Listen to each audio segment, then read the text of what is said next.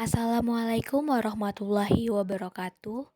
Perkenalkan, nama saya Amanda Latifah Safitri dengan NIM 21060002 dari Prodi Ekonomi Pembangunan.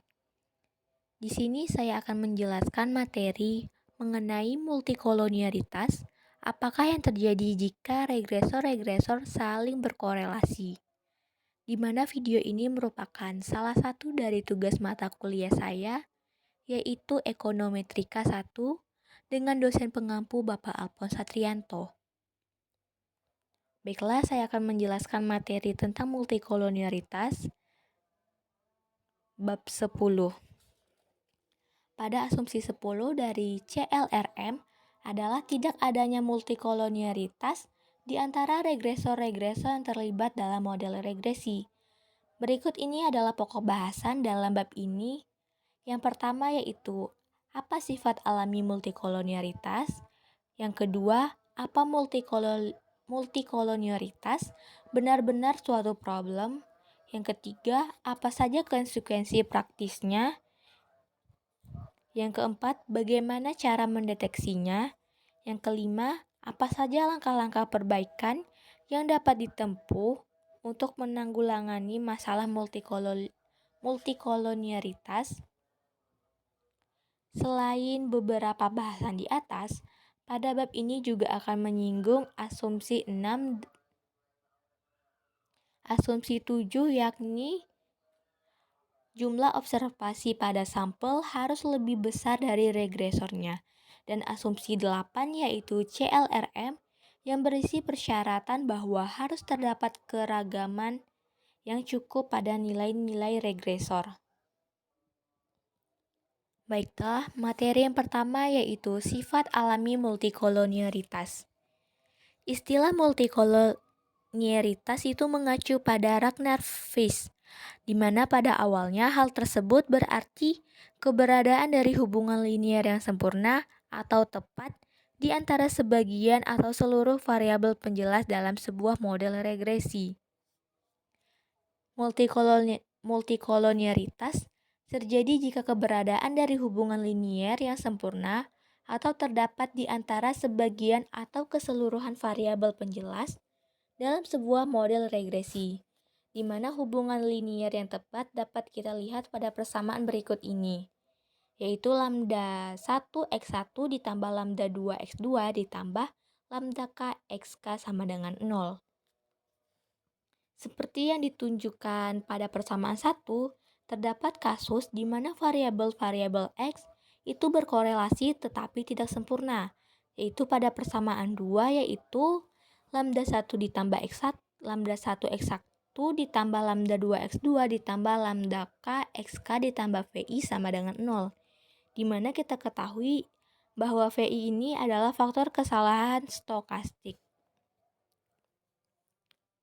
Perbedaan antara multikolonialitas sempurna dan kurang sempurna adalah dengan mengasumsikan bahwa lambda 2 tidak sama dengan 0. Kemudian pada persamaan 1 dapat ditulis sebagai berikut, yaitu X2I sama dengan min lambda 1 per lambda 2 X1I dikurang lambda 3 per lambda 2 X3I dikurang lambda K per lambda 2 XKI,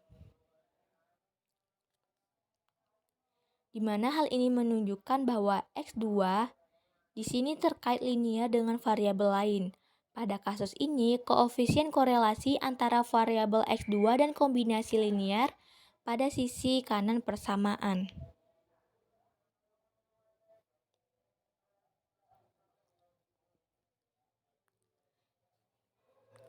Yang ketiga, menjadi satu kesatuan. Misal, jika lambda 2 tidak sama dengan 0, maka persamaan 2 itu dapat ditulis sebagai berikut. X2I sama dengan min lambda 1 per lambda 2 X1I dikurang lambda 3 per lambda 2 X3I dikurang lambda K per lambda 2 XKI dikurang 1 per lambda 2 VI. Di sini, X2 bukan merupakan kombinasi linier sempurna bagi variabel X lainnya karena juga ditentukan oleh faktor kesalahan stokastik. Perlu kita ingat bahwa multikolonialitas itu hanya mengacu pada hubungan linier antara variabel X dan tidak mengesampingkan hubungan yang tidak linier antara mereka. Montgomery dan Peck itu mengungkapkan beberapa faktor yang menyebabkan terjadinya multikolonialitas, yakni itu yang pertama melalui metode pengumpulan data yang digunakan. Sebagai contoh, mengambil sampel dari jangkauan nilai yang terbatas dan diambil dari regresor-regresor di populasi. Yang kedua, batasan yang ada pada model atau populasi yang diambil sampelnya. Contohnya, dalam regresi konsumsi listrik terhadap pendapatan X2 dan ukuran sampah dan ukuran rumah X3, terdapat batasan fisik populasi pada keluarga tersebut, di mana keluarga dengan pendapatan yang lebih tinggi biasanya memiliki rumah yang lebih besar dibandingkan keluarga dengan pendapatan yang lebih rendah. Yang ketiga yaitu spesifikasi model. Sebagai contoh, menambahkan istilah polinominal pada model regresi, khususnya ketika jangkauan variabel X kecil. Dan yang terakhir yaitu model yang overminded. Hal ini terjadi ketika model memiliki lebih banyak variabel penjelas daripada jumlah observasi. Kasus ini dapat terjadi dalam penelitian medis, di mana mungkin saja hanya terdapat sedikit jumlah pasien yang informasinya dikumpulkan pada variabel dengan jumlah yang lebih besar. Alasan tambahan untuk multikolonialitas khusus pada data time series adalah terdapat kemungkinan regresor-regresor yang diikutsertakan dalam model memiliki tren yang serupa, yaitu mereka sama-sama meningkat atau menurun seiring berjalannya waktu. Jadi, dalam regresi pengeluaran konsumsi terhadap pendapatan, kekayaan atau kesejahteraan, dan populasi, regresor pendapatan, kekayaan, dan populasi juga dapat tumbuh bersama dari waktu ke waktu pada laju yang kurang lebih sama, sehingga menyebabkan koliniaritas di antara variabel tersebut. Materi selanjutnya yaitu estimasi pada multikolonialitas sempurna. Telah dinyatakan sebelumnya bahwa dalam kasus multikolonialitas sempurna, koefisien regresi tetap tidak dapat ditentukan dan standar errornya yang tidak terhingga. Fakta ini dapat ditunjukkan dalam model regresi 3 variabel dengan menggunakan bentuk deviasi di mana dengan semua variabel digambarkan sebagai deviasi dari rata-rata sampel. Model regresi 3 variabel yaitu sebagai berikut. YI sama dengan beta 2 X2I ditambah beta 3 X3I ditambah UI.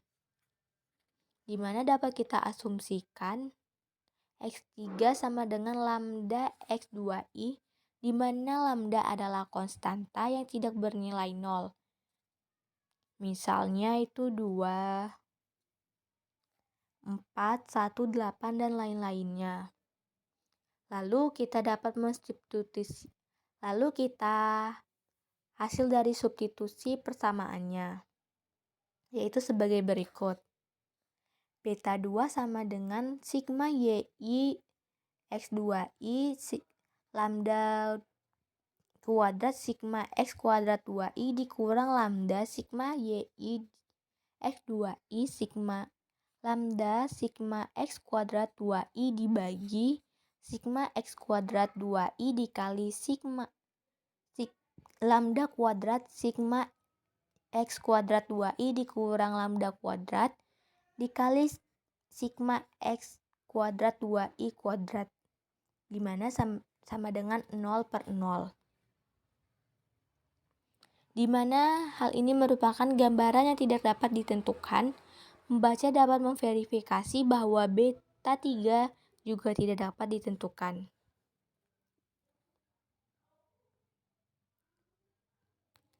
Makna dari beta 2 ini menggambarkan bahwa laju perubahan rata-rata Y seiring dengan perubahan nilai X2 sebesar 1 unit dan X3 bernilai konstan. Jika X2 dan X3 berkolinier secara sempurna, maka tidak terdapat cara mempertahankan nilai X3 tetap konstan.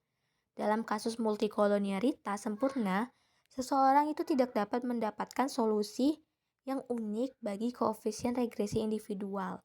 Dan perlu diperhatikan bahwa dalam multikolonialitas sempurna, varians dan standar error dari beta 2 dan beta 3 secara individual bernilai tidak terhingga. Materi selanjutnya yaitu estimasi pada keberadaan multikolonialitas yang tinggi tetapi tidak sempurna.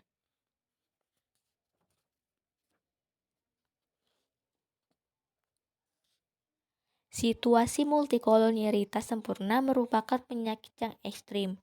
Umumnya tidak ada hubungan linier yang tepat di antara variabel X, khususnya pada data yang melibatkan data ekonomi time series.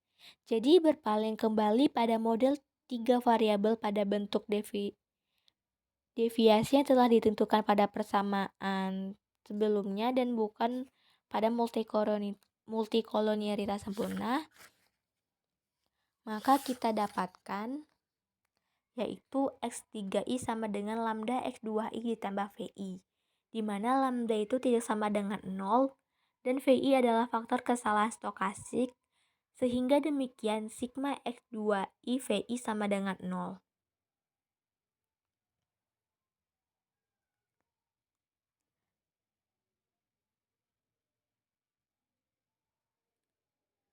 Di sini estimasi koefisien beta 2 dan beta 3 itu dapat dimungkinkan.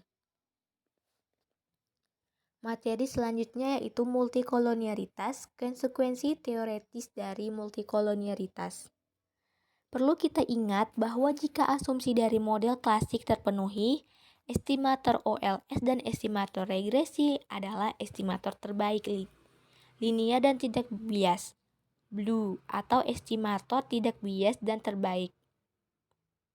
Jika asumsi normalitas ditambahkan, kini dapat ditunjukkan bahwa jika multikolonialitas sangat tinggi seperti pada kasus near multicoloniality, hampir multikolonialitas, estimator OLS masih memiliki sifat blue. Lalu apakah mau problem yang ada dalam multikolonialitas?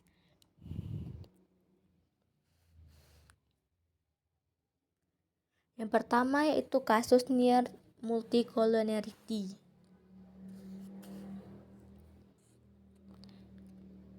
Estimator OLS bersifat unbiased yang merupakan sifat dari sari sampel yang berulang. Namun demikian, ketidakbiasan tersebut adalah sifat dari multisampel atau sifat dari sampling berulang.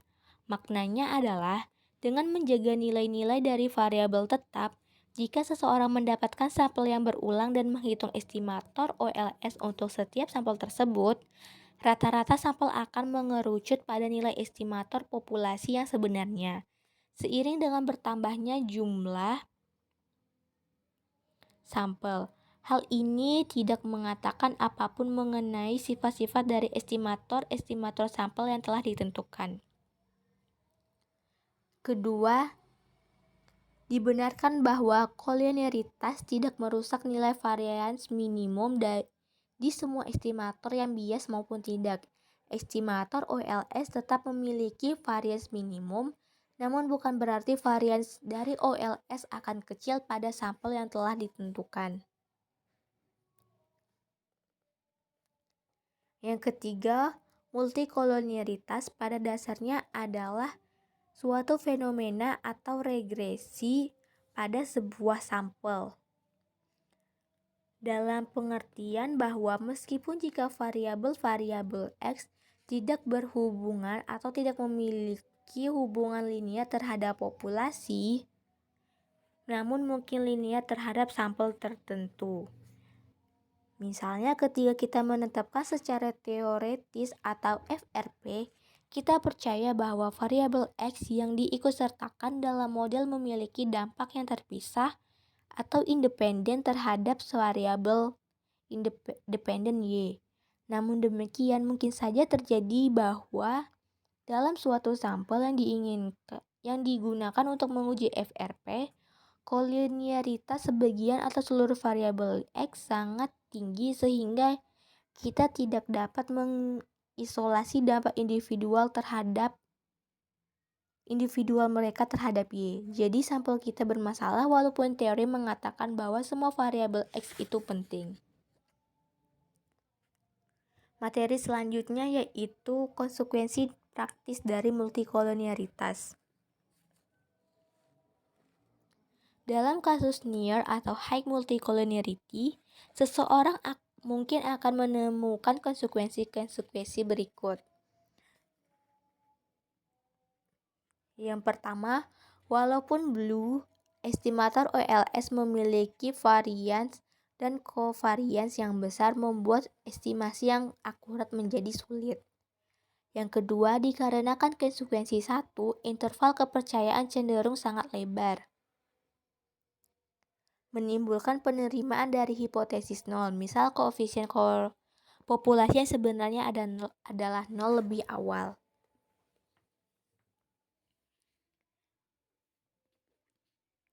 Yang ketiga, juga dikarenakan konsekuensi 1, rasio T dari 1 atau lebih koefisien akan cenderung tidak signifikan secara statistik.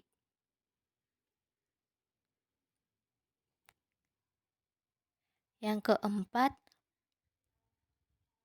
walaupun rasio T dari 1 atau lebih koefisien secara statistik tidak signifikan, R², ukuran goodness of fit, suatu model secara keseluruhan bisa saja sangat tinggi. Yang kelima, estimator OLS dan standar errornya dapat bersifat sensitif terhadap perubahan yang kecil pada data.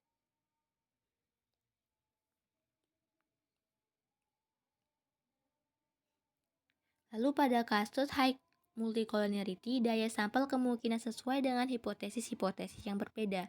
Dengan demikian, probabilitas yang diterimanya hipotesis yang salah semakin meningkat.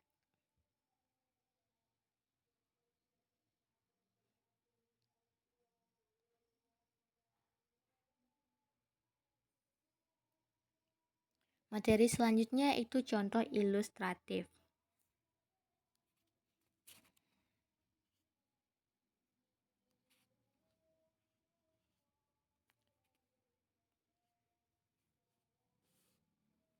Berdasarkan contoh ilustratif yang berisi data mengenai bagaimana pengaruh pengeluaran konsumsi terhadap pendapatan dan kekayaan, hasilnya dapat ditarik kesimpulan bahwa multikolonialitas tidak perlu menjadi problem yang begitu dikhawatirkan jika semua koefisien yang digunakan memiliki tanda yang benar dan tepat. Kemudian jika setiap koefisien signifikan secara statistik maupun individual serta nilai F signifikan secara statistik. Selanjutnya yaitu mendeteksi multikolonialitas. Setelah mempelajari sifat alami dan konsekuensi dari multikolonialitas, pertanyaan alamiah yang muncul adalah bagaimana seseorang dapat mengetahui keberadaan multikolonialitas pada suatu situasi, khususnya pada model-model yang melibatkan lebih dari 2 variabel penjelas.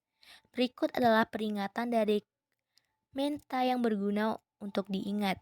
Yang pertama, multikolonialitas merupakan pertanyaan mengenai derajat dan bukan mengenai macam. Makna dari pembedaan bukanlah antara ada dan tidak adanya multikolonialitas, tetapi di antara berbagai derajatnya.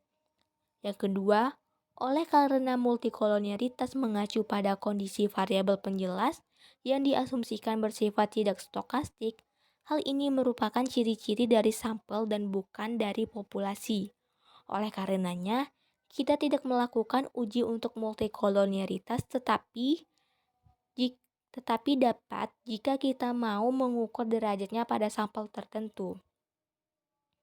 Oleh karena multikolonialitas pada dasarnya merupakan fenomena sampel yang sering timbul pada data non-eksperimental yang dikumpulkan dalam sebagian besar ilmu sosial, kita tidak memiliki salah satu metode unik untuk mendeteksinya atau mengukur kekuatannya.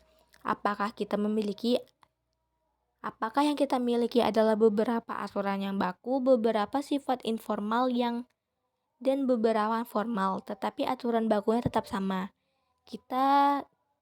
Kini kita mempertimbangkan beberapa aturan tersebut. Yang pertama, nilai R2 yang tinggi namun rasio tidak signifikan secara statistik.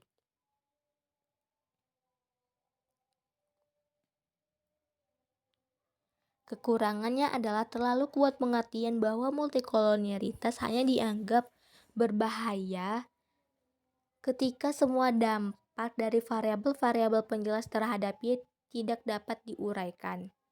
Yang kedua, korelasi berpasangan yang tinggi di antara regresor.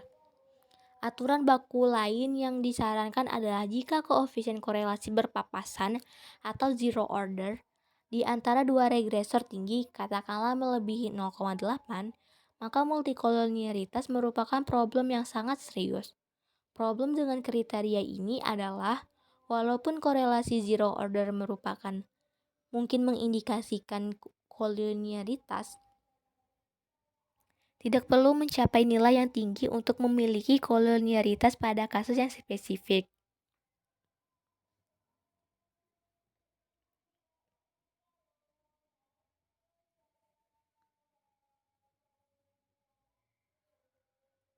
Untuk menjelaskannya secara lebih teknis, korelasi zero order merupakan kondisi yang cukup, tetapi tidak harus bagi keberadaan multikolonialitas karena hal itu bisa saja ada, bahkan jika korelasi sederhana atau zero order rendah, katakanlah kurang dari 0,5. Yang ketiga, pemeriksaan korelasi parsial yang disarankan oleh Farrar dan Glauber.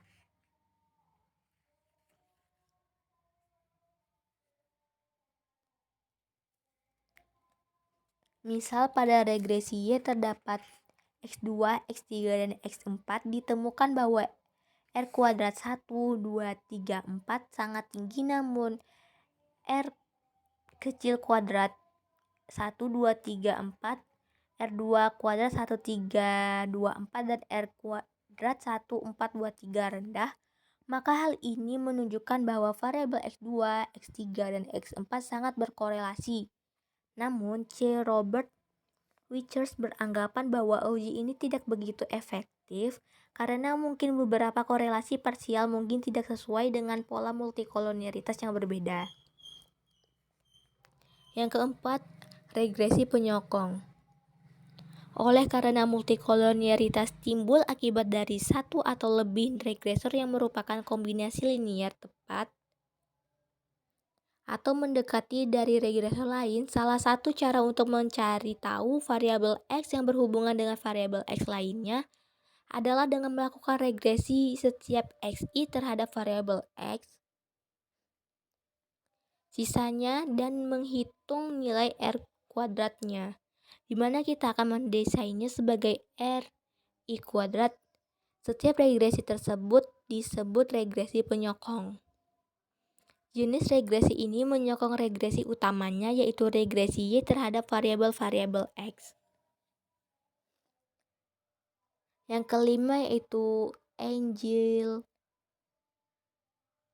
value dan indeks kondisi. Dari Evius dan Stata, kita dapat menemukan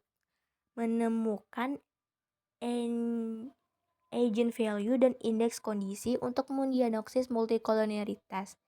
Kita tidak akan membahas agent value di sini karena topik ini akan membawa kita ke dalam materi aljabar yang berada di luar cakupan materi ini. Bagaimanapun, dari nilai agent value tersebut, kita dapat menurunkan apa yang kita ketahui bahwa nilai kondisi K dapat didefinisikan sebagai berikut. K sama dengan angel value maksimum per angel value minimum. Dan indeks kondisi atau IK didefinisikan sebagai berikut. IK sama dengan akar angel value maksimum per angel value minimum sama dengan akar K. Kemudian kita mendapatkan aturan baku ini jika K antara 100 dan 1000 terdapat multikolonialitas sedang hingga kuat. Dan jika K melebihi 1000, terdapat multikolonialitas yang parah. Dengan kata lain, jika IK berada di antara 10 dan 30, terdapat multikolonialitas sedang hingga kuat. Dan jika melebihi 30, terdapat multikolonialitas yang parah.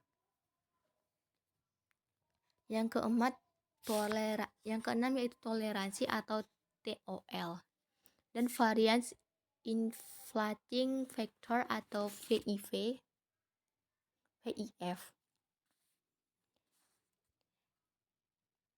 Semakin besar nilai FIV, maka semakin bermasalah variabel XJ, di mana nilai RJ kuadrat melebihi 0,90, maka variabel dikatakan sangat kolonier. Demikian jika menggunakan TOL. Semakin dekat nilai TOLJ dengan 0, maka derajat kolonieritas semakin besar. Sebaliknya, jika nilai TOLJ semakin mendekati 1, maka semakin besar bukti menunjukkan bahwa XJ tidak kolonier dengan regresor lainnya. Kesimpulannya yaitu untuk mendekati multikolonialitas, ditekankan bahwa beberapa metode di atas merupakan fishing expedition, di mana peneliti tidak akan dapat menemukan metode mana yang cocok atau hanya bekerja pada aplikasi tertentu. Materi selanjutnya yaitu langkah-langkah perbaikan. Apakah yang dapat dilakukan jika multikolonialitas serius? Kita itu memiliki dua pilihan. Yang pertama, tidak melakukan apapun, dan yang kedua, mengikuti beberapa aturan yang baku. Yang pertama yaitu tidak melakukan apapun. Pemikiran tidak melakukan apapun diekspresikan oleh Blanchard sebagai berikut. Menurut Blanchard, multikolonialitas bukanlah masalah pada metode OLS-nya, tetapi merupakan kehendak Tuhan. Jadi pada dasarnya multikolonialitas ini adalah masalah defisiensi data, dan terkadang peneliti tidak memiliki pilihan terhadap data yang tersedia bagi analisis empiris. Prosedur aturan baku, jika menggunakan metode ini, kesuksesannya bergantung pada tingkat keparahan kolonialitas. Yang pertama yaitu informasi dugaan sebelumnya. Hal ini dapat diperoleh melalui studi empiris terdahulu di mana kolonialitas kurang serius atau dari teori relevan yang mendasari bidang penelitian.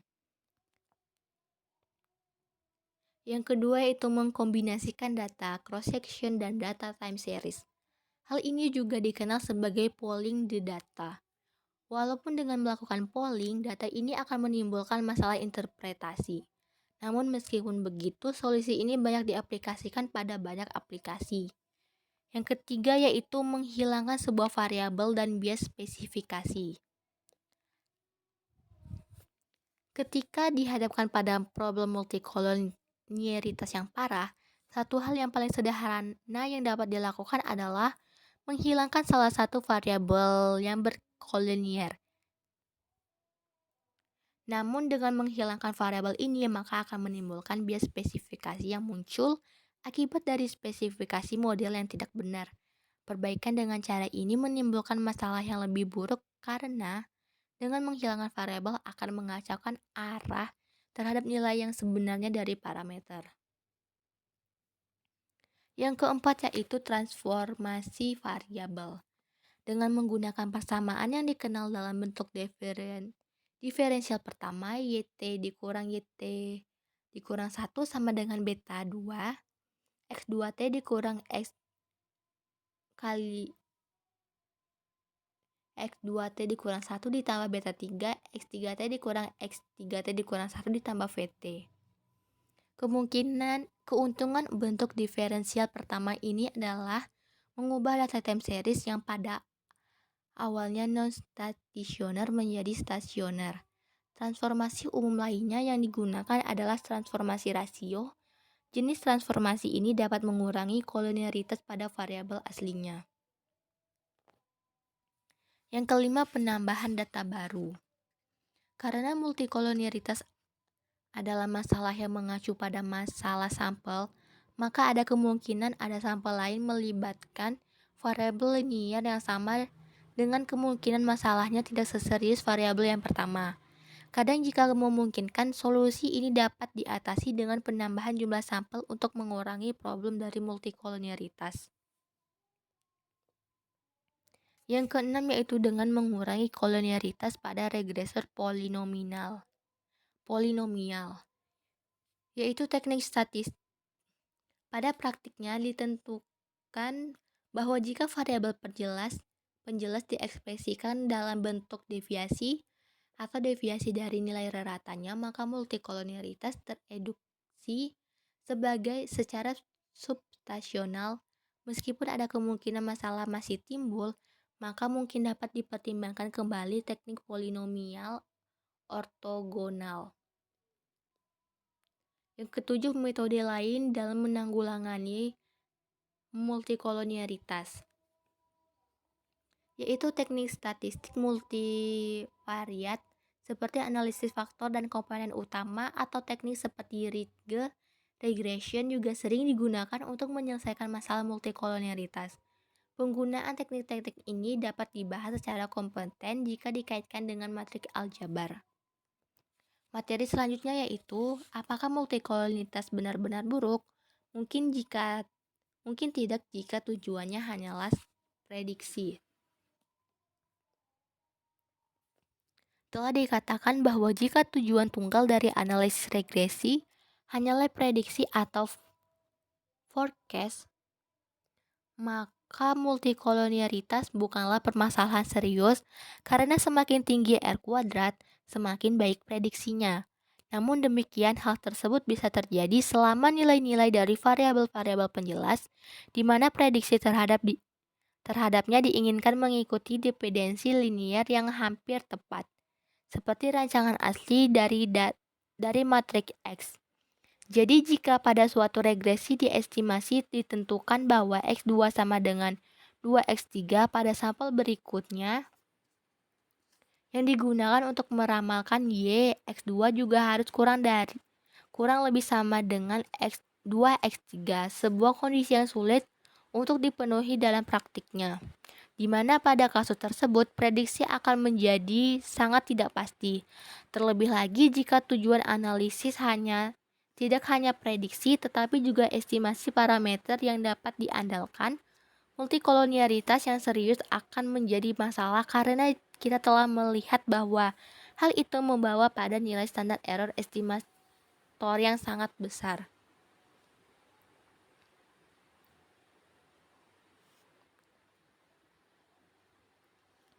Pada suatu situasi, bagaimanapun multikolonialitas bisa saja tidak menyebabkan masalah serius.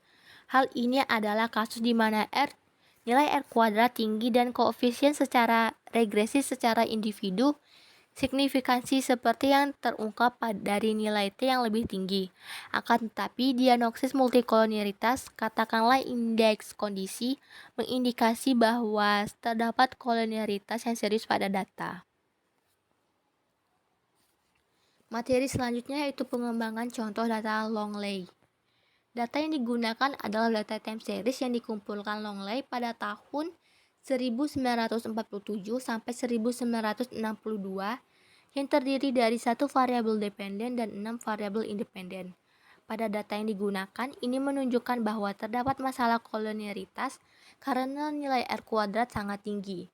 Dengan menggunakan aturan baku, Klein menunjukkan bahwa nilai R kuadrat hasil regresi penyokong melebihi nilai R kuadrat keseluruhan, yang artinya bahwa data Longley ini mengalami masalah nilai kolonialitas yang parah. Kemudian, pada data Longley ini dapat dilakukan beberapa langkah pengobatan untuk mengatasi masalah ini. Yang terakhir yaitu penjelasan singkat dan kesimpulan. Jadi apa saja yang dapat kita simpulkan dari pembahasan tadi? Yang pertama yaitu multikolonialitas adalah kondisi di mana terdapat hubungan linier yang hampir sempurna di antara variabel X. Yang kedua, konsekuensi dari adanya masalah multikolonialitas adalah sebagai berikut. Jika variabel X melebihi masalah kolonialitas, maka koefisien regresi tidak dapat ditentukan dan nilai standar errornya tidak dapat didefinisikan. Jika kolonialitas tinggi tetapi tidak sempurna, estimasi dari koefisien regresi masih dimungkinkan, namun standar error menjadi besar. Yang ketiga, untuk mendeteksi multikolonialitas masih tidak ada yang pasti, namun memiliki beberapa indikator di antaranya nilai R kuadrat sangat tinggi namun tidak ada koefisien regresi secara statistik signifikan terhadap uji T. Pada model yang memiliki dua variabel penjelas, cara terbaik adalah dengan memeriksa koefisien korelasi zero order. Di antara kedua variabel, jika hasilnya tinggi maka umum jika multikolonialitas terjadi. Selanjutnya yaitu jika R2 tinggi tetapi korelasi parsial rendah, kemungkinan terdapat masalah multikolonialitas, namun begitu juga jika R kuadrat tinggi dan korelasi parsial juga tinggi, terkadang multikolonialitas mungkin belum dapat terdeteksi. Selanjutnya, peneliti dapat menghilangkan salah satu variabel dari model, asalkan tidak menimbulkan spesifikasi bias yang serius. Kesimpulan keempat yaitu, beberapa metode untuk mengatasi masalah multikolonialitas antara lain dengan menggunakan informasi sebelumnya, mengkombinasikan data time series dengan data cross-section, menghilangkan variabel yang sangat berkolonier, transformasi data, serta dengan memperoleh atau menambah data baru. Beberapa hal ini dapat dilakukan tergantung dengan sifat alamiah suatu data dan seberapa parah problem multikolonialitasnya. Yang kelima, berbahaya menggunakan estimasi regresi jika terdapat masalah multikolonialitas di dalamnya jika untuk tujuan peramalan. Dan yang terakhir yaitu Goldberger menyarankan bahwa harus menentukan seberapa kecil N dan jumlah observasi sebelum memutuskan bahwa sampel memiliki ukuran yang kecil. Mungkin sekian penjelasan materi tentang multikolonialitas. Dari saya kurang dan lebihnya mohon maaf. Wassalamualaikum warahmatullahi wabarakatuh.